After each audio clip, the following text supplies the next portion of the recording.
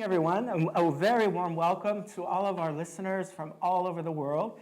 We're directly coming to you from Miami, from the Wolfsonian, and we're going to hear a little bit more about that. One of the most important collections, university art collections, certainly in the US and perhaps even in the world. This is part of a series of our talks, the School of Jewelry Arts. We do these online talks every month.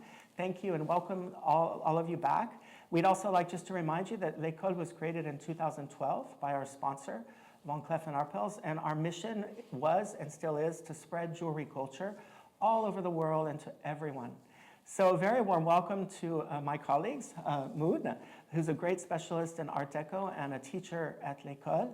And we also have the privilege to be with Silvia Barisione, who's the chief curator of the Wolfsonian-FIU. Can you tell us a few words, because we have people from all over the world here, so they might not know a lot about the Wolfsonian. So we are now at the Wolfsonian in the director's office. The Wolfsonian is part of Florida International University, was founded by Mickey Wolfson and opened to the public in 1995. We have also a sister institution in Italy, Genoa, called the Wolfsoniana, the Italian version. And we collect mostly decorative and propaganda arts from 1850 to 1950. And recently we had a great donation of jewelry and small decorative arts from historical design in New York. So what are we here to talk about today? We're here to talk about a subject that we love at L'École, is architecture and jewelry. Why do we talk about architecture and jewelry? It's because we find there are a lot of parallels between the art of creating a structure, the savoir-faire, and we're also going to talk about Art Deco as well. So let's start with an obvious example. It's not that obvious, but it's a beautiful example, let's say. This Jewish wedding ring from the 14th century. It's from the Erfurt treasure discovered in the 90s. It was a treasure that was buried perhaps right before a pogrom in Erfurt with over 700 pieces of goldsmithing. And what's beautiful about the ring on the left and the one on the right from your collection, from the Wolfsonian, the idea that the Temple of Jerusalem and the home of the newlyweds is represented. And it's worn by the bride only during the ceremony. And sometimes you even have a little ball inside making a noise. It was part of the ceremony, the legal part of the ceremony, the betrothal of two families. And we can see the Gothic architecture very obvious on the left with the dragons and the two joined hands. And the example in the Wolfsonian from Minsk with the temple. And inside the Wolfsonian version, there's a little wine cup, if I understand correctly. So we start with this idea of jewelry imitating architecture, but we're also going to go in the other direction, aren't we? We have three parts, as you both know by now, especially Moon, who's teacher with us. We like to have three chapters. We're going to look at art before Art Deco. What is it about architecture and jewelry, and when artists were also jewelers as well, artists, architects. The arts were much more fluid before. That's one of our favorite themes at L'École. We're going to bring you straight up to this Art Deco, this exhibition of 1925, for which we're celebrating the 100th anniversary, which is why we're all here. It's one of the great dates in the history of design. And we're also going to explain to you what influence did Art Deco have on other more modernist styles, in which the styles we'll talk about in the first section. How did they all come together to create a style in the contemporary era?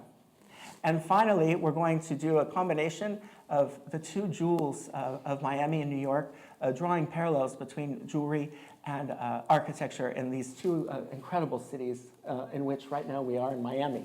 So without further ado, let's look at when architects were jewelers and vice versa. We'd like to draw your attention to the Renaissance. As we all know, many of the great painters and sculptors that we know today, Botticelli. Here we're talking about Ghiberti and his rival for this particular project, Brunelleschi. They all studied goldsmithing. Goldsmithing was considered sort of a noble art. It was sort of alchemy. Imagine manipulating gold, which was considered still today a precious material. And Ghiberti and Brunelleschi apparently were rivals for this commission. And one of the stories says that they tied, and Brunelleschi was humiliated. He was older and more experienced, and he left. And Ghiberti ends up doing these baptistry doors, 3 sets. It took his entire career. It was very important at the time. And we show you the door because we can see, yes, it's a sculpture, but Brunelleschi was known for his very light, castings and the use of the same kind of tools for the chasing and the gilding of these doors, which is very jewel-like in many ways. So let's not forget that the arts are completely much more porous in the Renaissance, and that's a theme we're going to visit today. So arts and crafts, all roads lead to arts and crafts, especially when we're talking about modern design, Art Nouveau, some of the other styles we're going to talk about. Arts and crafts was a group of, actually a style and also a philosophy. William Morris, the great designer, he was inspired by the architect, the writer Ruskin and the architect Pugin to go back to the Middle Ages. They were in the period of industrialization in England after the Great Exhibition of 1851, and they had started to have a debate on design and on overly ornate decoration. And for Pugin, who wrote books about the Renaissance, about the Middle Ages, the stones of Venice, he said things were so much more simple in the Middle Ages. The craftsman did things from A to Z. He designed, he made it. Let's go back to this noble way of producing. So Morris and his friends, the painters, Rossetti and Burne-Jones and the pre-Raphaelite Brotherhood, they all become friends through various means. And William Morris creates this house, a red house, with Philip Webb. And it's actually a really medieval structure. He wasn't just imitating in a mimicking way. He created a structure which is really based on the way a house would have looked and functioned in the Middle Ages. And he had the luxury of having Burne-Jones and other great painters decorate the inside. And speaking about Rossetti, the great father of the pre-Raphaelite movement, pre-Raphaelites were painters that believed that anything after Raphael is not worth it. They liked the intense colors, they liked the subject matter. And here you have Rossetti designing one of his best friends, let's say mistress, Fanny, but she's dressed in a very sumptuous Chinese silk outfit. And the fact that it's very large and loose was very suggestive in this part of the 19th century. She has a kingfisher feather ornament in her hair, a reference to China. She's playing a Japanese instrument. But let's look at her chest. She's wearing the brooch that we see here. In fact, the other day we were finalizing this talk and Moon happened to be in the Victoria and Albert. And she said, look at this jewel I just found. It's also in this painting. So we decided to incorporate it. This brooch is anonymous and it's just in silver and beautiful paste stones, but you can really see the jewelry aspect of arts and crafts, and also how important design was and the way that the arts are all connected. They wanted to raise artisans to the level of an artist. This was one of Morris's and his colleagues' great concerns. And you probably know that William Morris became he created a design company known for these beautiful wallpapers, handmade with wood block. As you know, handmade means expensive in the end. So a lot of these movements had these sort of ideas of democracy in all the arts. So we know these beautiful artistic patterns by William Morris, wallpapers, and his colleague, Christopher Dresser, he was very also from the same school. He thought that in art and in ornament, the more simple it was, the more powerful it was. They believed that, yes, you use nature and you use plants, but in a very ordered fashion. And you can see that it's an idea of decoration from floor to ceiling, and his wallpaper is extremely beautiful, embossed and gilt. We're showing you this precursor to a little bit later, Joseph Hoffmann, one of the founders of the Wiener Werkstätte, another movement similar, having art for all, art in everything. And I won't talk too much about it because we're going to hear about the Wiener Werkstätte in a few minutes. Just to say that jewelry was one of their key facets of creation, and they were all architects and designers. And this square becomes one of the most famous and beloved motifs for Hoffmann and his colleagues, and the use of ornamental stones and gilt metal. They didn't care if it was a diamond. So even though it's a good 50 years later or more, it's important to see the links between this total art, the artist as the artisan as an artist, which will influence other movements in Europe. Right, Moon? In other parts of Europe, we have the same idea, different aesthetic, but same ideas. Exactly. So the same idea of total design was shared in Glasgow. Glasgow was a growing industrial city in Scotland at the turn of the 20th century. And there was this Glasgow Art School, which produced a great generation of artists who worked in multidisciplinary sectors, from architecture, furniture, to the everyday objects, including jewelry. And one of the most influential artists was Charles Henry Mackintosh, and here we have one of his comprehensive artistic projects, which was a house for an art lover. The first project was conceived in 1901. Here we have the original drawing of the dining room of this house, and here we have a photograph of the same dining room of the house, which was completed much later in 1966 only, and today it's open to the visitors, so you could visit it when you have chance to go to Scotland. Sorry. So here we see the signature style of Mackintosh and style of Glasgow Art School, which could look like very geometric, very vertical, very similar to the style developed by Wiener Verstädter that we are going to talk about in a minute. But when we have a closer look in the interior of this dining room, we can feel this very subtle tension between geometric, very austere shape and vegetal-like, very flowing line inside of this very geometric structure. And also there is very interesting juxtaposition between this whiteness of the interior and some touches of color, especially with colored glass for the lighting fixtures. The same aesthetic was developed, applied to the jewelry creations by other Scottish artists, such as Jules Simpson or Jessie Marion King. We have two examples here. They used mainly the silver, those white metal, reflecting the whiteness of the interior, and they juxtaposed this whiteness of the silver with colored enamels or colored stones such as chalcedony in this case. And we also can feel this subtle tension between geometric lines and fluid vegetal-like lines. Another key centers of Art Nouveau in Europe was Brussels, of course. We cannot not mention Textile House, which was the first Art Nouveau house in Europe, completed in 1893. And he used this wrought iron technique to express flowing curves and counter curves of the vegetal or floral motifs. And the same aesthetic was applied in curved stone on the facade of Philip Offer's jewelry shop in Brussels as well. Here we have a piece of Philip Offer's, which may well have been displayed in the very building because it was his shop. And Philip Offer's here uses this iconic Art Nouveau motif, which is dragonfly, which was very much popularized by René Lalique, emblematic Art Nouveau jewelry designer. And here, Philip Offer's uses the technique loved by René Lalique, which was open work enamel technique. We also say pli à jour. So on the wings of the dragonfly, we can see this transparent thin layer of colored enamel without metal backing. So it looks like a stained glass, so characteristic of Art Nouveau architecture. So we see once again, this dialogue between jewelry and architecture, both celebrating nature through flowing lines and colors. You know, it's so true what you said, Moon. We've gone full circle almost. We started with arts and crafts. Everybody was inspired by this idea that an artisan is an artist and that the arts are all related from ceiling to floor. Art Nouveau, of course, Hotel Tassel was really a manifest, wasn't it, for Art Nouveau?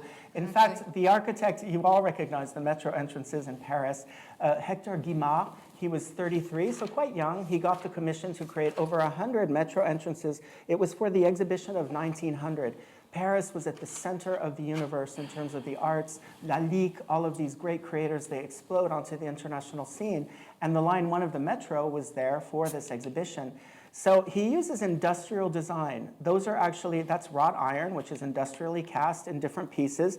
And this one is quite rare. There's only 3 left that still have that beautiful glass. It looks like a dragonfly, doesn't it? Exactly. It really does. There were others that were even more. They look like Japanese pagodas. Unfortunately, many of them are gone. But if there's any Art Nouveau symbol in Paris, it really is these metro entrances. In fact, some people used it as a pejorative term. They said the metro style, because Art Nouveau was not unanimously appreciated. It was seen as cosmopolitan. There was a lot of suspicion. In fact, some of the people who supported and created Art Nouveau in Paris were German origin. We have Bing, Silvia and I were just talking about Mayer Greff for the Maison Moderne. And the idea that art in everything, you can really see, we could have shown a piece by Lalique, but we thought it was interesting to show you Follow. Paul Follow was a great designer, decorator. He was doing every aspect of design. And he's an interesting case because he's the son of a wallpaper producer, and he actually becomes one of the great ensembliers, as they say in French, creating the whole look of a place. He created also jewelry. You can see this jewel is very interesting because it's in your collection, first of all. Thank you so much. Silvia was really a great supporter and creator of this talk. And we love the whiplash curve, of course, that curve, that stylized plant. It could be a ginkgo. Japan was a huge influence on Art Nouveau. And those chrysoprase, the cabochon, they didn't, in an Art Nouveau jewel, it doesn't matter if there's a diamond or an expensive jewel, an expensive stone, it's the design. And we can all thank René Lalique for that. And it actually looks as if it's inspired by a suba, those wonderful gilt copper or bronze sword guards. In any case, you can see where we're going with this. The design is everywhere. And Art Nouveau, of course, is very short-lived, unfortunately. And the 1914, the First World War, sort of the death knell. But it was a style that was influenced by Art Nouveau, by arts and crafts, et cetera, what we said, and where everything, it was art and everything and art for everyone. So let's talk about one of our heroes of Art Nouveau is Georges Fouquet. We have a colleague who's a specialist in Fouquet, Florent Guérif, and he's taught us a lot about the Fouquet dynasty. And Georges Fouquet was the son of Alphonse Fouquet, who was a great a teacher and a jeweler of the 19th century and a very historicist, that means neo-Gothic, neo-Renaissance vein. His son, Georges, will join him in the 1890s, and he brings the family business full force into Art Nouveau. And who better to ask to design your shop than Alphonse Mucha, the great poster designer, painter, first of all, and designer from Moravia. So he designs the shop on Rue Royale. You have to imagine Rue Royale is very conservative. They have this shop with life-size peacocks looking down at you, a woman in the front covered with jewels. The countertops look like they're growing out of the ground. You have fish, you have sea monsters, you have all sorts of things. So, and the jewels, of course, designed by Mucha. So what happens is, as Art Nouveau goes out of style, the young Jean Fouquet, the third generation, he's going to start helping his father. He's going to design jewels. And they decide to change the decor because Art Nouveau was sort of going out. So they donate this beautiful interior to the Carnavalet Museum, and look at the front. It becomes the lettering is still slightly Art Nouveau, but the facade becomes much more geometric and sort of modern, and we'll talk more about that, what that means when we get to Art Deco. And this pendant, it's designed by Jean Fouquet for his father. It's incredible, all of the codes of Art Deco we're going to talk about today, the bright colored enamels, the geometry, the sort of imbricated geometric shapes, and the center stone, which is not a large diamond, but it's a rock crystal. So again, this idea, it doesn't have to necessarily be a very, very expensive stone. So as we go on, we on our trip, we're going to come back to Joseph Hofmann. Such a key figure, isn't he, in design? Yes, and we go to Vienna. And the Wiener Werkstätte is such an important movement, also so influential for the Art Nouveau style. It was the Wiener Werkstätte were founded in 1903 in Vienna by the architect Joseph Hofmann, together with the artist Carlo Moser and the industrialist Fritz van Dörfer. They were members of the Vienna secession that departed from the academy to create new art. And the idea was to spread the arts all over the space with creating different workshops like the Wiener Werkstätte that started with silver, with metal, and with jewelry, and then went to textiles. And in the Wolfsonian, we have an incredible archive of textile samples from the Wiener Werkstätte. And so the geometry was the characteristic of the Wiener Werkstätte, and this use of the square that Paul mentioned. It's like this module. The ultimate shape, yes. right, for him? And so you can see it in this interior, which is the Cabaret Fledermaus, an example of a total work of art, as they say in German, Gesamtkunstwerk. And they even designed the pin, which was worn by the waiters. And in this case, we have a belt buckle designed by Hofmann, which shows like this juxtaposition of black and white, which was typical of the Wiener Werkstatt, using enamel, and the material is a poor material, it's brass, I think.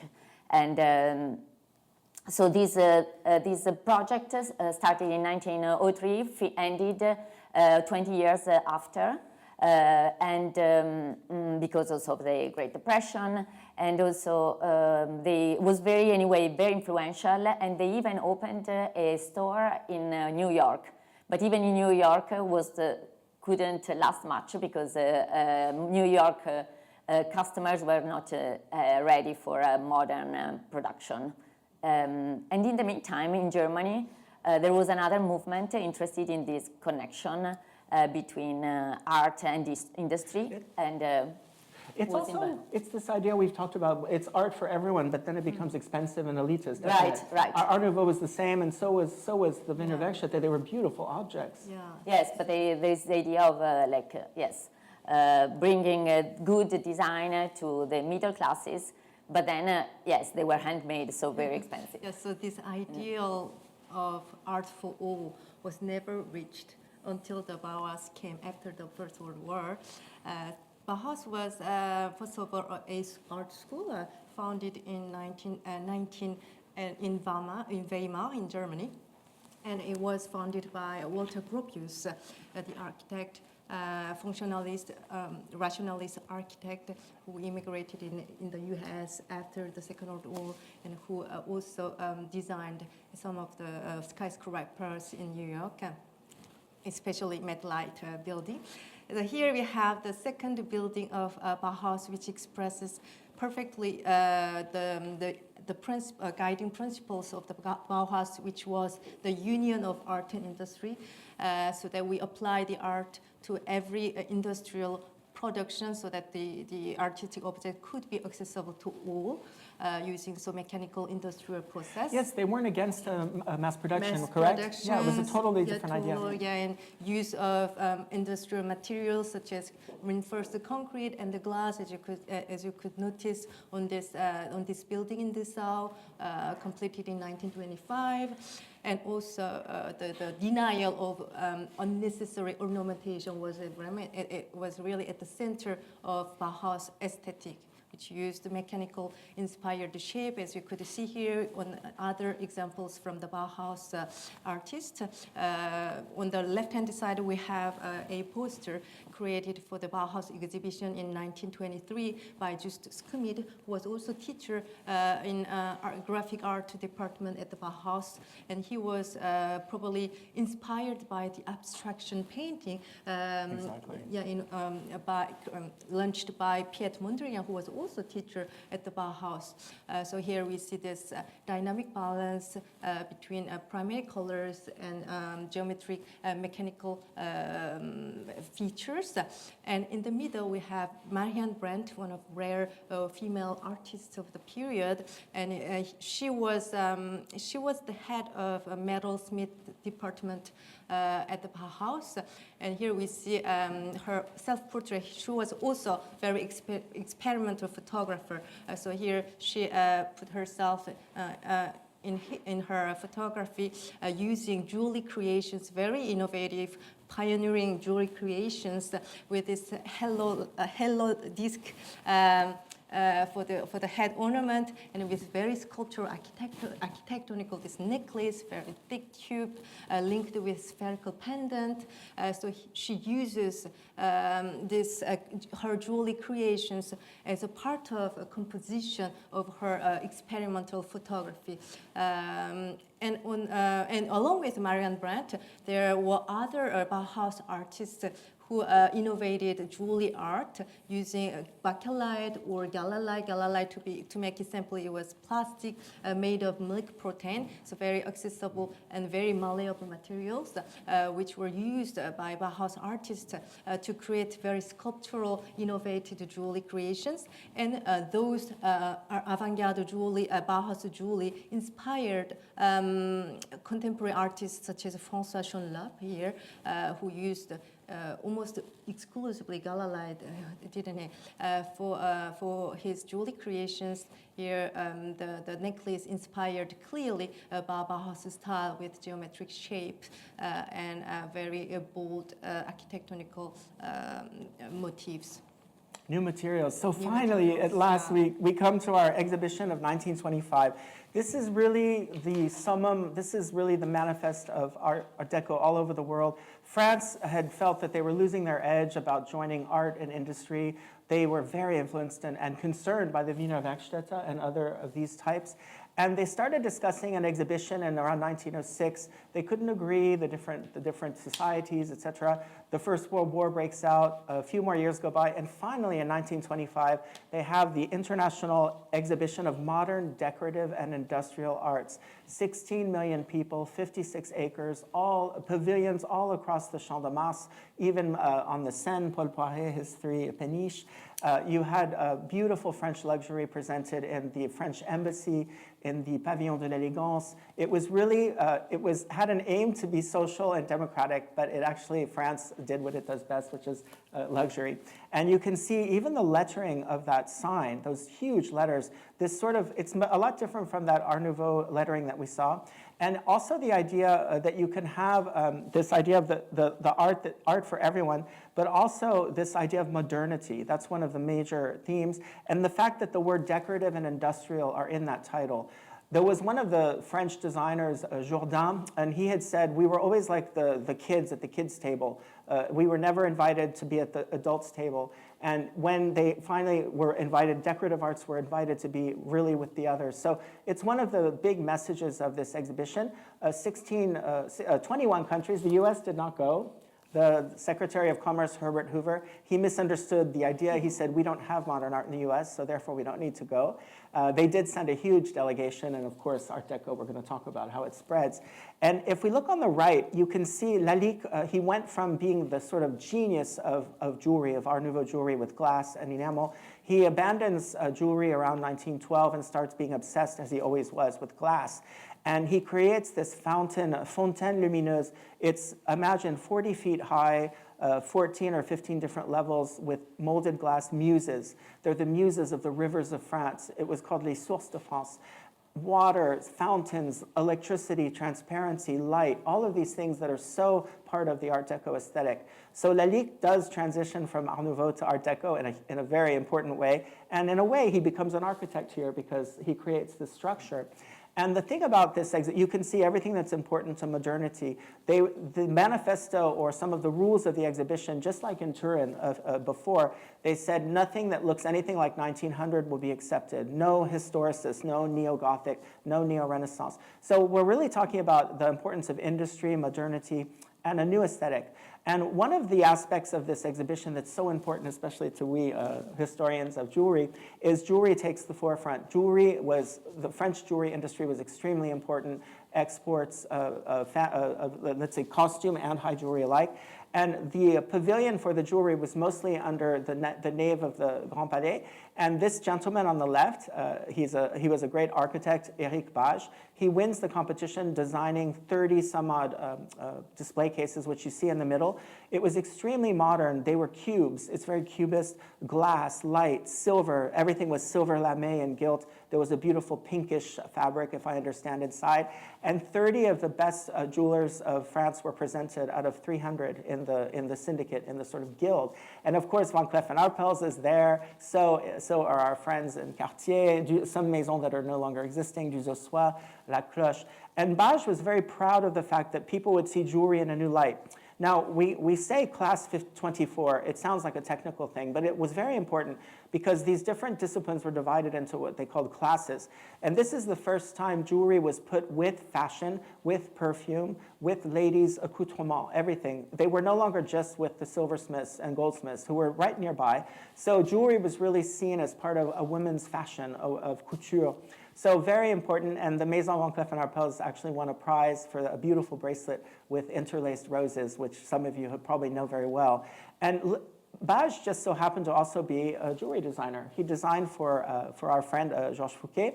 And when you look at that design, you can see everything that Art Deco means. There's geometrical shapes, there's metals, the different nuances of the metals. There's either enamel or onyx and coral. We've come a long way from our dragonfly, whom I love very much. I love the dragonfly. I'm a huge fan of Art Nouveau. So just to show you, this is what modernity became, and this exhibition, which brought Art Deco really to the attention of the entire world, a very important moment.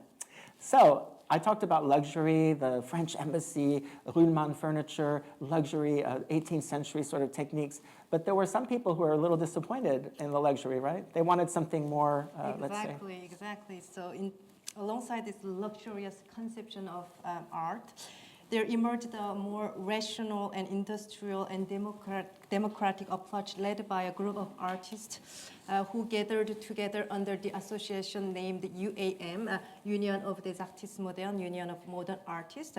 The association was founded in 1929 by the most innovative and forward-looking architects such as Le Corbusier or Robert Malesherbes, and also Jean Prouvé, and many others.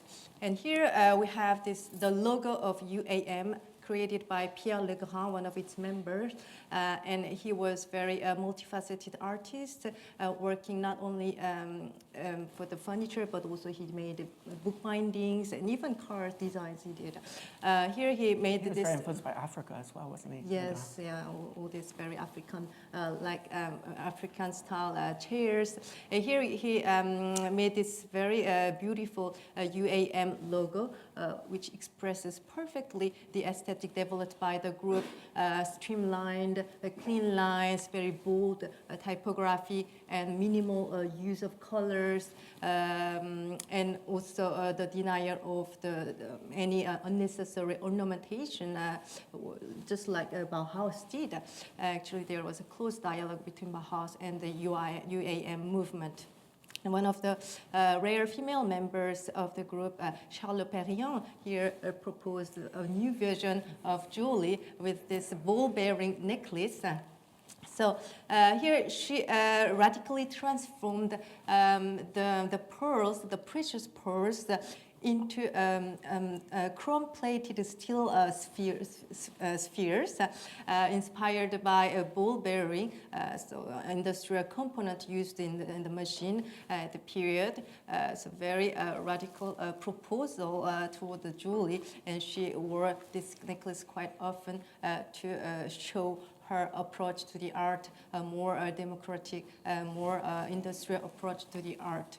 The same ideal of this value for the industrial art, mechanical art, was at the heart of the creations by Raymond Templier, who was one of the most innovative and pioneering jewelry makers of the Art Deco period. And here he uses this cabochon corals set in diagonal line, which could recall once again the ball-bearing patterns, and this black enameled in diagonal line also framed this ball-bearing motifs to accentuate the sense of dynamism of a machine. Yeah, it almost looks like it's spinning or something on its own. Yeah, this dynamic movement of machine is expressed by this jewelry composition, and which is very interesting.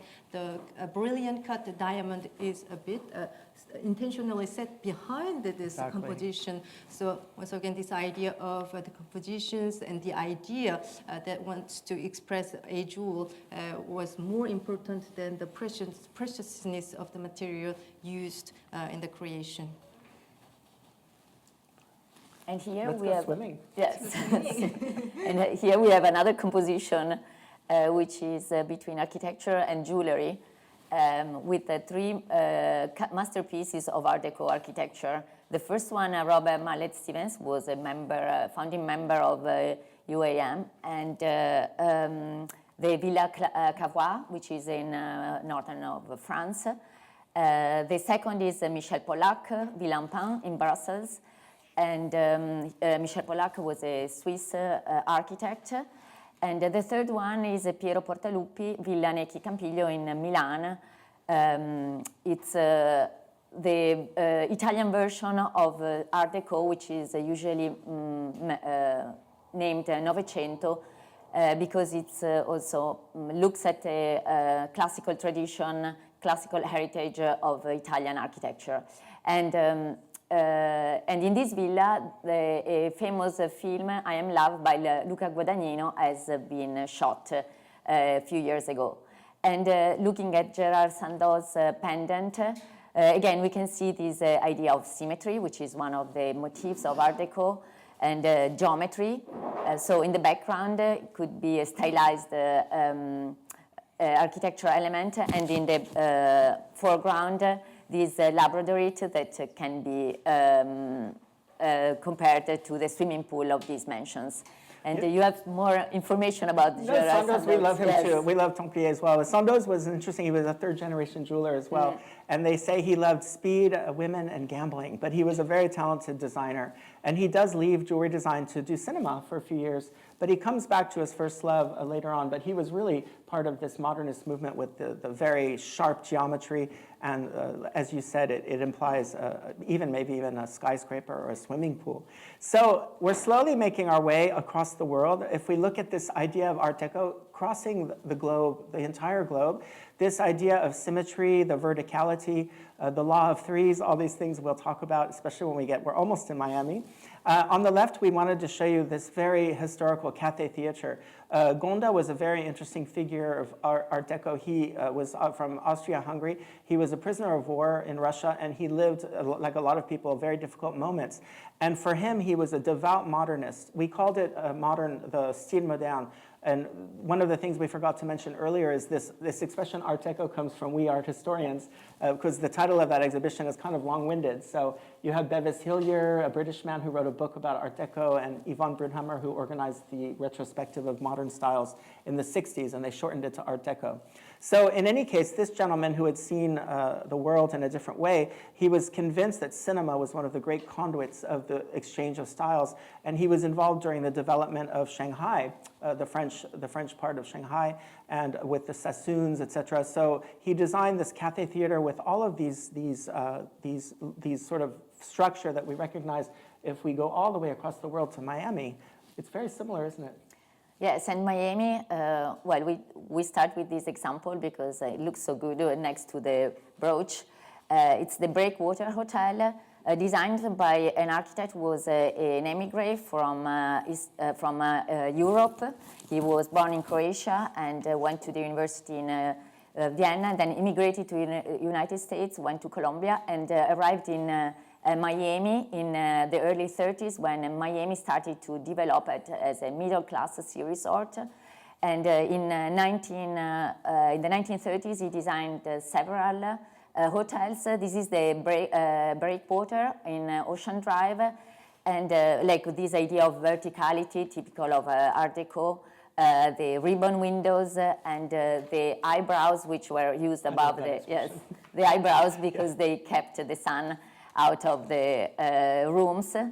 And then in particular, this photograph is very interesting for us. Simon Chapoux is a French photographer that takes photographs on using a filter on a blue sky, so that there are no wind, no clouds, nothing, and you can, like, the architecture pops out very strongly, and we don't need to look at the elements through the pastel colors that have been added in the 1980s in the Art Deco architecture of Miami Beach. It's so interesting because when we walked by this theater earlier today, you really see the colors and to have reduced it to black and white, and we see the structure. Yes. And we wanted to find a dialogue with this jewel. It's a double clip, very typical of the Art Deco period. When ladies would wear it as a brooch, you can take each clip off. It's literally a clip that goes onto her clothing or her purse or her hat. But we wanted to draw attention to the use of platinum, the baguette cut diamonds, which is very geometrical, and the contrasting colors and that sort of ziggurat, you could even say, the stepped roof.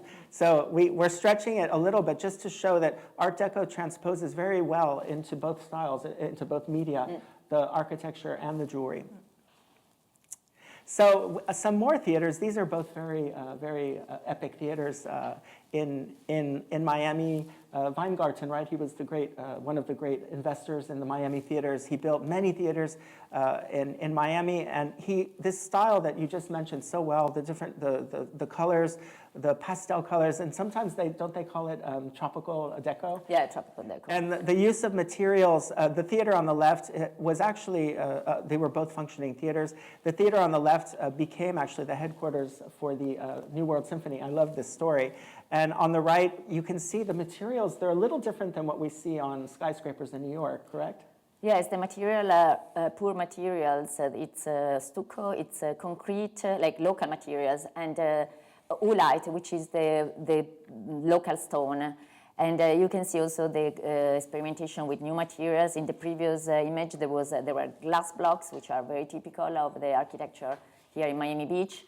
And it's interesting, for example, Mickey Wolfson, our founder, he says that the architecture of Miami Beach is a democratic Art Deco because it's made out of poor materials for a middle-class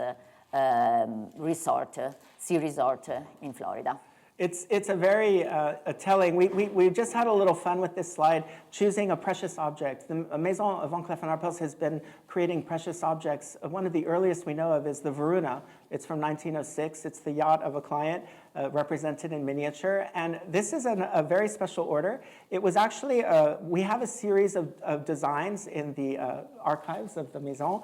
And the series of designs show, first of all, a cage in gold, all different shapes. There's a pagoda, there's more of a pavilion, and then there's a set of designs that it turns more into an aquarium with glass. And there's a little plaque on the design, and it says, La Maison d'Hortense, the House of Hortense. So the story is it was most likely a Maharaja who ordered this little cage for his frog, Hortense. And the design that has Renée Puissant, she's the daughter of the founding couple of the Maison, artistic director, it has a little ladder inside. And so Hortense would climb the ladder if it was, this is what they thought, was when it was going to be nice weather, and it would be bad weather if he goes down. And somewhere along the line, this precious object was reconverted into a bird cage, probably 10 years later. And we just wanted to draw your attention to the preciousness. Imagine a frog living in an agate, lapis lazuli lined with coral. And they added the person who ordered this piece added the two barrel parakeets. So the color, the rich materials, we thought it was a nice, you all thought, you found this parallel when creating this. So it's a fun way to look at design and the links. Now, we wanted to also talk to you about how does Art Deco translate into later styles. We can really jump into the 60s and even concrete becomes sort of this norm. Since Le Corbusier, his Cité Radieuse, we all know Le Corbusier, he was unabashedly not ashamed of using concrete and showing it. And one of the later huge architect, Louis Kahn, who was known for using concrete and showing it. He wanted people to see the structure. His buildings are known to be massive and monumental, but it's his style. In this Institute for Biological Studies in La Jolla, he also did structures in India. He did the Yale University Art Museum. A great, well-known architect. And we have architects who dabble in jewelry in the middle. Giuseppe Uncini, who is actually, his artworks are cimento armato, right? It's sort of reinforced concrete. He does these walls of concrete with, you can see the structure holding it together. And he experiments with jewelry. We go from macro to micro, one of our themes of the day, using cement and silver. And we have a young German creator, Kathleen Hennemann. I believe she works in Hamburg. She says concrete has been my obsession for the last 16 years. I find that it has its own formal language, and it also allows me to do a lot of different with other materials. So here she creates a ring, which is a square. So she's playing with the idea of design. And we thought it was just a fun parallel to show how architecture, some architects and designers, they really are interested in creating jewelry as well. And speaking of Italy, we have another great architect designer in Italy to talk about. Right. This is, again, like the juxtaposition between architecture and jewelry is very clear here with the use of the triangle as a model for the entrance to the Metropolitana in Milan. Was awarded, like this project by Franco Albini, Frank Helge and Bob Norda was awarded the Compasso d'Oro, the prestigious design award in 1964. And around 10 years later, Franco Albini designed this necklace, this parure with earrings for San Lorenzo, which was a company, a workshop of silver objects founded by Ciro Cacchione in 1970. And he invited architects and designers, among them Albini, the Vignelli, Scarpa, to design modern and architectural jewelry. Yeah, so in Milano, a key center of design in the postmodernist era, emerged this Memphis group, also called Memphis Milan, which is a group of designers and architects gathered together to create a new aesthetic applied to the everyday life. Here we have the interior of Memphis Group's gallery, which shows apparently very playful, very it could be a bit childish and naive, but beyond this aspect, fun, colorful, playful appearance, there are very rich cultural and artistic references from German Bauhaus to American pop culture, from abstractions to the constructive Russian constructivism. So it's very rich in cultural influences.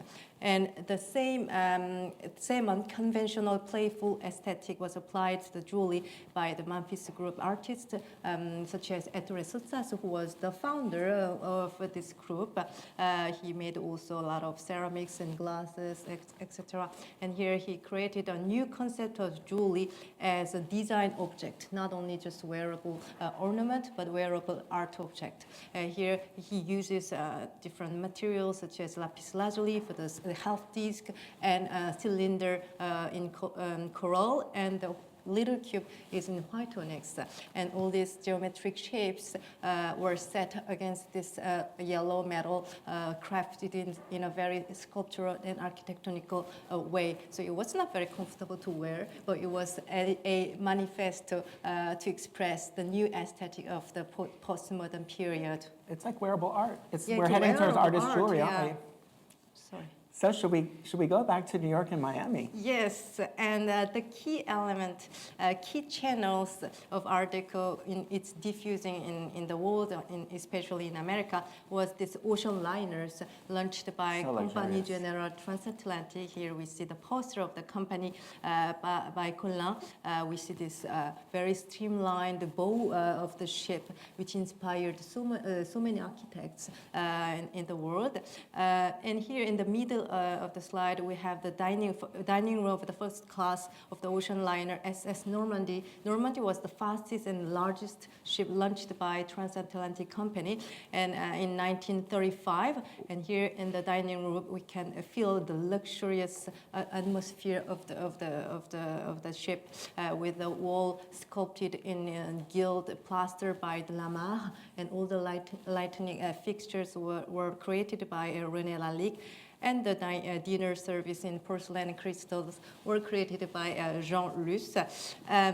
So as we could notice on this image, this was not just a means of transportation. It was more a floating art gallery. It was ambassador of the French taste. On the right-hand side, we have a photography of two passengers of the Normandy, Jean Patou, fashion designer, and Thérèse Bonnet, who was an American journalist who diffused avant-garde French movement, especially the creations by UAM in America through her essays and her photographies. And some wealthy wealthy passengers would continue their trip to Miami for the sun. And here we have this brooch, which you can recall the atmosphere of colorful, sunny Miami, isn't it? Yes, and it's like the title, Moon Over Miami. It's probably a quote from the movie, which was shot in 1940. So we don't know if the date is probably 1940. And it was created by Oreste Annini, an immigrant in Chicago, together with Ralph Singer. So the company name was Aura because it was a combination of the two names. And it's a beautiful example of a costume jewelry made out of like a glass paste, and so it's not precious, but was very like well done. And it's also a reflection of the depression in those years. Many artists who worked, many jewelers who worked with precious materials that turned to costume jewelry, so showing their virtuosity made with poor materials. That's a really good point because this jewel existed in many different versions, as we found, different colors, and it was a way to have glamour without breaking the bank, really. Mm-hmm. So. And well, here now in Miami, in the Sunshine State, we have these colors. Yes, this juxtaposition of a postcard. Like the architecture, the Art Deco architecture of Miami Beach is also documented by these photographs, which were these postcards, which were very much printed in the 1940s and 50s to promote the new architecture and the new sea resort. And in this case, it's the Hotel Commodore. And we can think, we were just, as Moon was mentioning, the influence of naval, of the ocean liners on the architecture, so we can call it naval architecture. And the name itself, Commodore Hotel, means like the sea captain hotel. And you see like the rounded corners of the building, typical of the architecture of Miami Beach. These motif of these round motifs, which is a decorative motifs. You could think they are portals, but they are just decorative motifs. And we can see the same use of geometry in this brooch by a German jeweler, Theodor Farner, using really geometric forms and two cabochons of semi-precious stones, lapis and coral. And the interesting story of Farner was that he went to the Kunstgewerbeschule, the applied arts school in Pforzheim, which is the main center for jewelry in Germany.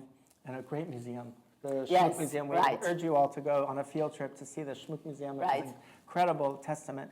So we wanted to go back to New York and look at these parallels between France and New York architecture. Why? Because all of these architects were exchanging ideas, and they were training in France. Richard Morris Hunt, this skyscraper, early skyscraper that doesn't exist anymore, he actually worked on the Louvre Museum, if you can imagine, in the 1860s, when the Louvre was being extended as you know it today, during the Napoleon III period.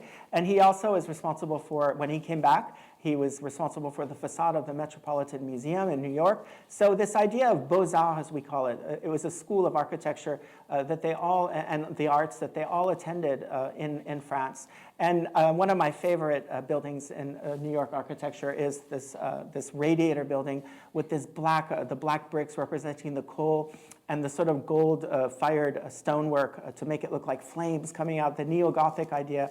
And what's interesting is there's several architects, there's Fouillou, who was actually French, and he came to America and contributed this idea, this neo-Renaissance, neo-Gothic taste to American architecture. And you also had de la Mare, who was involved in the Normandy that you talked about, and another architect, mostly decorator, he did a lot of the decoration on the top, Chambellan. They sound like French names, but they're Americans who all studied in Paris at the Beaux-Arts. So on the right, we have, this is a humorous photo. This was Anazita and Ghislain years ago. They found this photo, and it's funny because it was a party thrown for the architects, all who had links with the Beaux-Arts. And it was called A Fête Moderne, a fantasy of silver and flames. And you can see some of the great architects. You have Schultz as the Waldorf Astoria, the second one. And of course, the Museum of New York on the far right. And in the middle, our best known friend, William Van Allen, dressed as the Chrysler Building.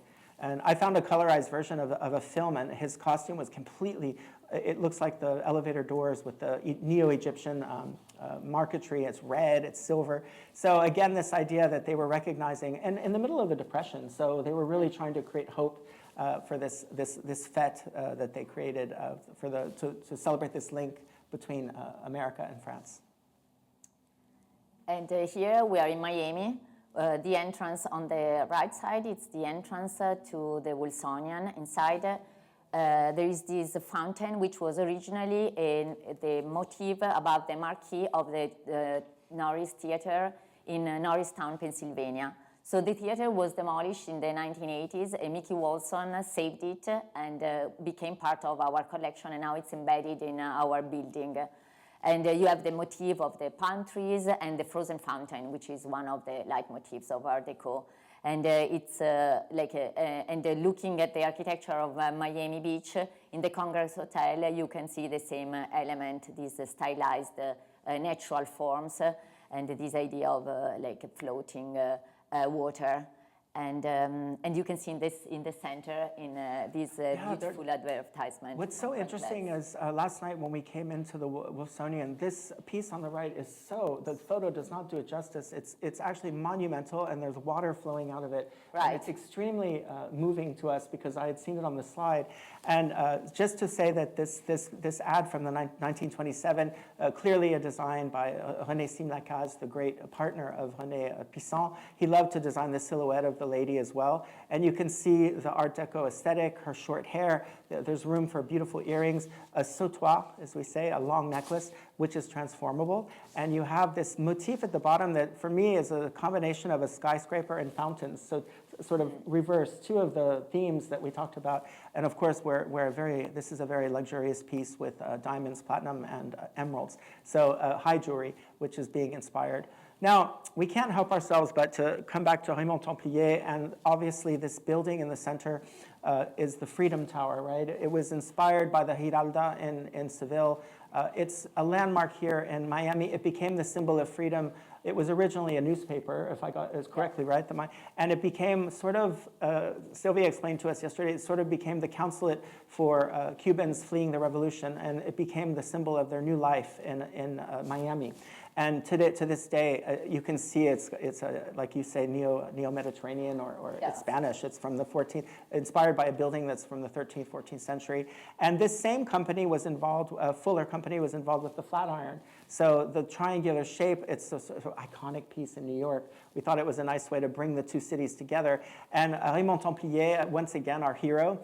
There's a design for these jewels that are conserved in the Museum of Decorative Arts in Paris. There's hundreds of designs. We're lucky that he gave them to the museum. A lot of jewelers destroy their designs, and he gave them so you can go see them. And this one is, we can't help but think it looks like a skyscraper. It's little half circles of ivory and enameled gold. So this idea that architecture, Raymond Templier, he said, I'm inspired by everything around me, modern life. I'm inspired by machines, by the noise of the city. So he really was truly a modern jeweler. And we wanted to, this is another version of miniature architecture. Guizot, this bracelet was on the art market not long ago, and it created quite a stir. It's extremely beautiful. It's like a bandeau bracelet, very flexible, which platinum allows. Each section that you see is individually crafted. And it's got platinum diamonds of all different cuts, a baguette, and it allows us to see the New York cityscape on the right, the Chrysler Building. You have the Brooklyn Bridge. You even have a blimp over flying over. And this Gizo is very interesting. We've been looking into it, and we think there might have been two Gizos. There's a Gizo family that were Argentinian, Italian origin, and they were jewelers, and they did have a shop in New York. But there's another Gizo, which we more likely the case for this piece. It was two partners named Soubrier and Gobin, and they created the name Gizo, and they became very well known for very refined Art Deco pieces like this. It was a piece that made 6 figures. It caused a buzz on Instagram. I think all of us jewelry lovers saw it. And on the right, we all recognize that symbol immediately. There is more part of the Statue of Liberty. This brooch is very interesting for us at the Wolfsonian because we collect propaganda art. So this donation from historical design was very much appreciated. And it's again an example of using materials which are not precious materials, but with such a great skill. Marcel Boucher was a very talented jeweler. He started working with Cartier and then went to the United States and he opened his workshop in New York. And this brooch was patented in 1942 and was a way to celebrate, to hoping for victory during the war. Beautiful piece. Beautiful pieces. And transatlantic dialogue could be continued through the artists involved in the decoration of the Normandy ship. This was a case of Jean Dunant, our famous French jeweler designer, and he also painter. He mixed Asian influence and African influence in his creations, as you could see here in his famous giraffe necklace, inspired by African art with this geometric repetitive motifs. But these motifs were realized through the Japanese traditional technique, which was lacquer. This lacquer technique he learned thanks to a lacquer master who came in Paris from Tokyo at the beginning of the 20th century, Sugawara. And so here he used this lacquer technique on the aureum, which was a new metal alloy of silver and brass. One of these, his giraffe necklace was made for Josephine Baker, who was a friend of Jean Dunant. He did many portraits of her. And here another portrait made by Jean Dunant for Agnès, Madame Agnès, who was a fashion designer, worked for Jacques Doucet. Here he used very innovative way the lacquer technique, mixing gold and eggshells to express this very subtle texture. And here Madame Agnès is wearing this giraffe necklace and the brooch made by Jean Dunant. The very luxurious lacquer salon in the Normandy was noticed by one of art collectors in Miami, didn't it? Yes, Madame Chadwick, actually, she was based in Palm Beach and probably sailing from Le Havre to New York. She saw like these incredible scenes, enameled walls on the Normandy, and she asked Jean Dunant to make 2 copies for her mansion in Palm Beach. And La Chasse, the hunt, they are now in the collection of the Wolfsonian, were donated to us from the family. And here you see like this luxurious vegetation and these scenes, hunting scenes. And what I like is like the strong colors typical of Art Deco, but also this use of gilt, which is inspired also by the Neo-Egyptian revival of the 1920s, which was like also one of the reasons of it was also the discovery of the tomb of Tutankhamen in 1922. It's very interesting that you should say that because we talk a lot about that Art Deco is an assimilation of so many styles. Just by the way, as we're coming to the end of our talk, I didn't mention earlier, but our friend Mashiko, she's behind the screens in Paris and she's collecting your questions. Please send your questions to the Q&A. And we're going to try and answer as many as we can. Thank you, Mashiko. She's diligently behind the scenes, and I forgot to thank her and mention her, so I apologize. Yes. So one of the main inspiration sources for jewelry and architecture during the Art Deco era was the Futurism, which was the Italian art movement of the the beginning of the 20th century. Here we see Luigi Russolo's painting, one of the founding members of the Futurism, who expressed the frenetic velocity so unique to the modern life through these very nervous lines and bright colors, representing a speeding car, dynamism of a car. And Raymond Dapli, of course, our pioneer jeweler, on this brooch, which was very well discussed by Inezita in one of our podcasts, so I invite you to listen to this podcast. Yes. And here we see these arrow shapes, which express the speed of a car, and also this Champ-Levé green enamel with this very thin, nervous line, which could look like the splash of water. Yeah, it looks like wind. Created by, speeding car passing by, and this platinum and diamonds, brilliant cut diamonds, showing this shiny neon light of the modern city. Of course, in New York, the crown of the Chrysler building expresses also this celebration of the velocity, verticality, with this sunburnt shaped in glass set against this stainless steel with this visible joint soaring toward the sky, like it could remind like a rocket soaring in the sky. So this, all this influence of the Futurism, the celebration of the speed, machine, mechanical. Yes, and that steel, that stainless steel is so shiny. We saw it the other day. It's the sun, when the sun shines on it, it's like that. Yeah, it was blowing our eyes. It was really typical of one of the main characteristic of Art Deco.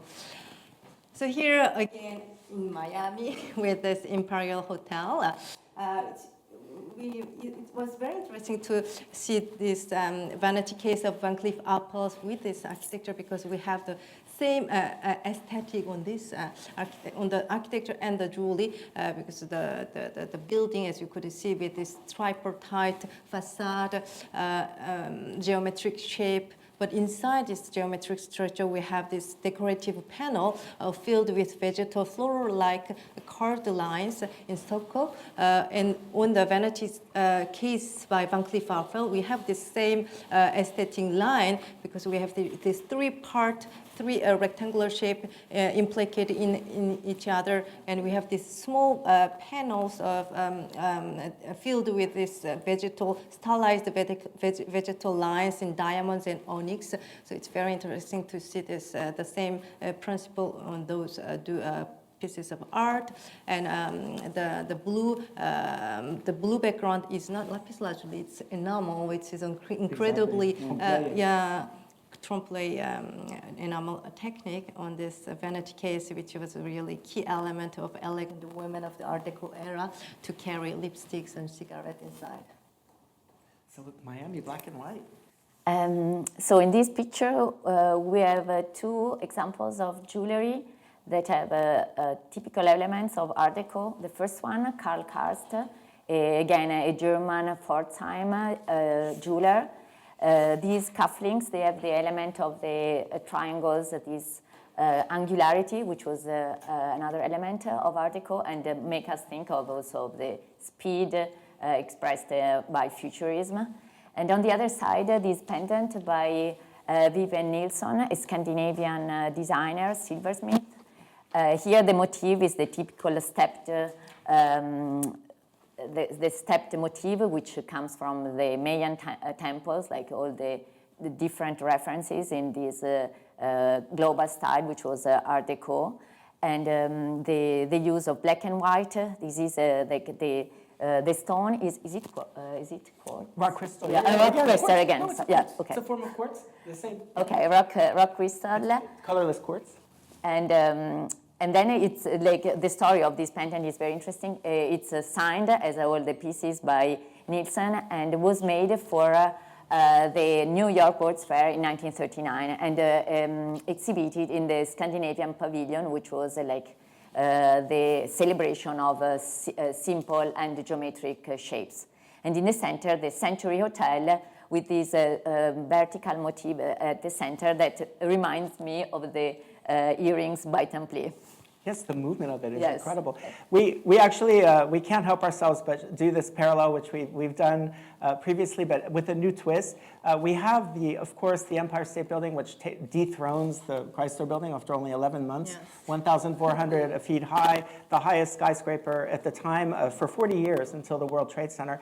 But what's interesting here is aesthetically, if we look at the Empire State Building, we see those setbacks, that law of 1916 that required the skyscrapers to have setbacks so that the New York streets weren't completely dark.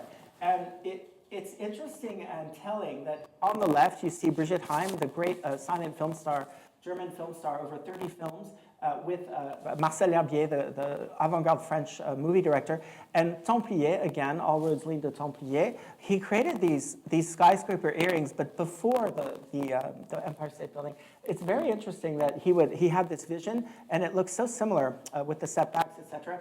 And we have Paolo Portuguese, one of the great Italian architects from Sapienza. He was on the Biennale jury for many years, and he believed that in modernism as well. And he creates this version, sort of an upside-down version of the Empire State Building in Duralite, which is a sort of non-precious metal. So again, this idea that architects, they enjoy dabbling in architecture, and where does the original inspiration come from? It's a mystery sometimes. So we just wanted to look at a few contemporary examples of this link between architecture and jewelry. And some architects created Exactly. themselves Exactly. jewelry, such as Frank Gehry, who applied his organic unconventional line to this ring, fish ring, with these curves and organic lines. And Zadid, she created jewelry that is so much inspired by her architecture, and also the reason was because she traveled so much, and so she wanted to bring her architecture with her, and that's why we have this beautiful cuff that was made for Georg Jansen. And Zadid also lived in Miami for a long time. You knew her, yes. didn't you? She must Yes. have been a very interesting person. She was a very interesting. And there's this modernism of Miami, right? When Miami was really starting to become avant-garde. yes, one of the iconic postmodern architecture in Miami was this Atlantis building, which likely was influenced by Pompidou Center, isn't it? It looks like that, yes. Because Pompidou Center had been completed only 3 years earlier to this building, so it's quite probable, with its extensive glass facade combined with colorful geometric shapes of metals inside, and of course this architecture, postmodern spirit architecture, reminds us again Memphis Group's Julie Michele De Lucchi, who was one of the founding members of Memphis Group, with this very bolding architectonical shapes of metal, very colorful metal. He created this necklace for Cleto Munari. Yes, the colors and the shapes are very, very interesting. So this is something that Silvia drew our attention to in the design district. Yes, this is very recent. To 2018, it's the entrance to the museum garage in the design district. And Terry Riley was an architect and chief curator. MoMA moved to Miami, and he invited young architects to collaborate in this project. Each of them had a slice of the building. Nicolas Boeuf, who is a French architect and designer, created the entrance. And you can see in the facade, like the influence in his work from manga, from Japanese manga, and from his love for Baroque and Rococo architecture. The material is fiber, and in the same years he creates also objects and jewelry in collaboration with Sèvres. So in this case you have a combination of porcelain with stones which are like pink quartzite and green onyx. So a very playful way to work with the jewelry and architecture. It's a video game, isn't it? If Yes. you look online, there's a video, you can see the spaceship is. So we wanted to draw attention to this inspiration of architecture. In Van Cleef & Arpels, the Maison, there's one thematic collection per year, sometimes more, but usually one. It takes 3 years from beginning to end. And this theme of 2011, one of my favorites was the Bal de Légende, the legendary balls. And one of the designers in the studio was inspired by the ball, Truman Capote black and white ball, which was held in the Plaza Hotel. And you can see the designer used the black and white theme, of course, onyx, cultured pearls, and diamonds, but really was inspired by the rooftops, those neo-Renaissance French, neo-French rooftops for this creation, a unique piece of high jewelry. And of course, we just wanted to, we're almost about to wrap up this future project, which we saw the other day. It's very impressive. The bridge that's being built in Miami with fountains, this idea that the fountains inviting different people from all over the world to Miami. And another Italian silversmith, Roberto Sambonnet, who created this You and Me bracelet, very modern version of the Toi et Moi.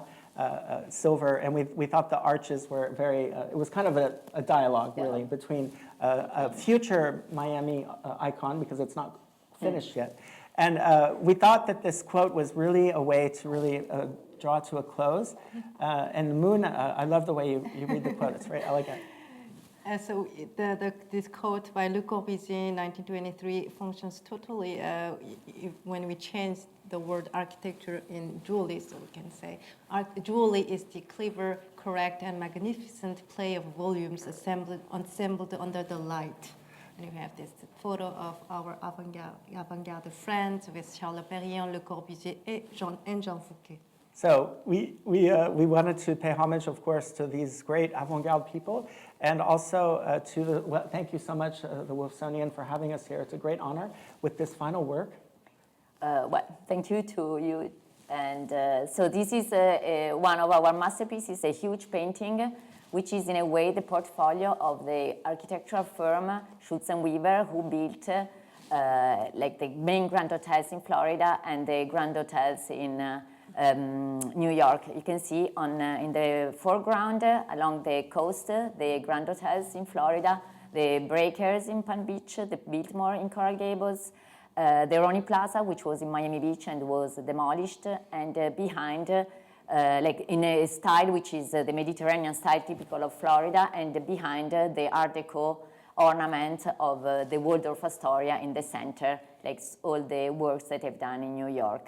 It's a veritable catalog, isn't it? Yes. Of architecture. So we're going to have, for those of you who have time, we still have time for a few questions. Just to remind you that we have our original campus in Paris from 2012. We have a School of Jewelry Arts in Hong Kong for the Asia Pacific, Shanghai, and most recently in Dubai. And we urge you all to visit if you can, or come see us in Paris. Whenever you'd like. Whenever you'd like. And we'd like to just take some time for one or two questions. Silvia, this one's for you. Will the jewelry and the historical design collection be on view at the Wolfsonian?